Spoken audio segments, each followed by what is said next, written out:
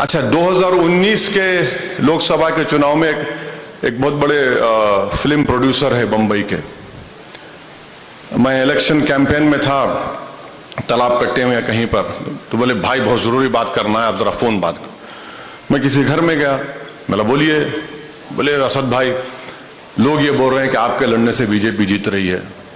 तो मैंने कहा, उनका नाम लेकर कहा कि भाई साहब आप स्पीकर फ़ोन खोलिए, आपके अतराफ में 2-3 मुसलमान तो ज़रूर बैठे होंगे। बोले हाँ बैठे हैं। बोला खोलिए, फ़ोन खोल दिए। उसके बाद मैं बोला इन तमाम से कहिए कि वज़ू कर लीजिए, 2 रकात नफिल नमाज पढ़ लीजिए और अल्लाह से दुआ करिए कि अगर असदुद्दीन ओवैसी मिला हुआ है तो अल्लाह उसको बर्बाद कर दे, और अगर झूठ बोल रहा है तो ये बर्बाद हो जाए। अगर इनमें इतना भी हिम्मत नहीं है तो चलिए काबतुल्लाह में चल के खड़े रह के आप बोल दीजिए बात। अगर वो नहीं तो रसूलुल्लाह सल्लल्लाहु अलैहि वसल्लम के रोज़े मुबारक में चल के बोलिए। फौरन वो प्रोड्यूसर साहब फौरन उठा लिया, अरे भाई आप क्या कह रहे हैं, लोग तो परेशान हो रहे हैं। मतलब परेशान क्यों हो रहे हैं? बोला मैं 3 सीट लड़ रहा हूं। चलिए 3 सीट का कौन सौदा करता मेरे से? तो नहीं, आपकी तकरीर से इंपैक्ट पड़ता है। मिला हमारे अब्बा हमारे बुजुर्ग हमारे को जबान छोड़कर गए, अगर आप जबान ही काटना चाह रहे बोल तो फिर हम खबर में सो जाएंगे जाके। तो ये इस तरह की बातें होती हैं। नहीं इलेक्शन मत लड़िए, वो मत करिए। लड़ाई ये हो रही है कि कैसे इस मुल्क के आइन को बचाया जाए, कैसे इस नफरत को खत्म किया जाए। लड़ाई साहब मेरे लिए नहीं हो रही है, अगर मैं नहीं रहूंगा तो कोई और लड़ेगा लड़ाई है, मगर ये चीजें हो रही हैं।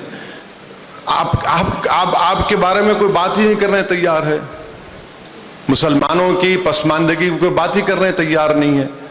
अब बीजेपी कोशिश ये कर रही है कि मुसलमानों में एक निफाक की कैफियत पैदा किया जाए कि पसमानदा मुसलमान के नाम पे।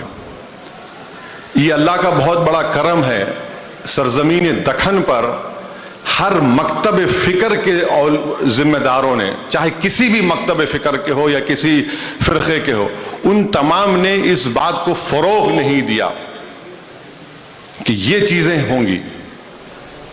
मगर नॉर्थ में है, उत्तर प्रदेश बिहार में है ये, और वहां पर बीजेपी कोशिश कर रही है।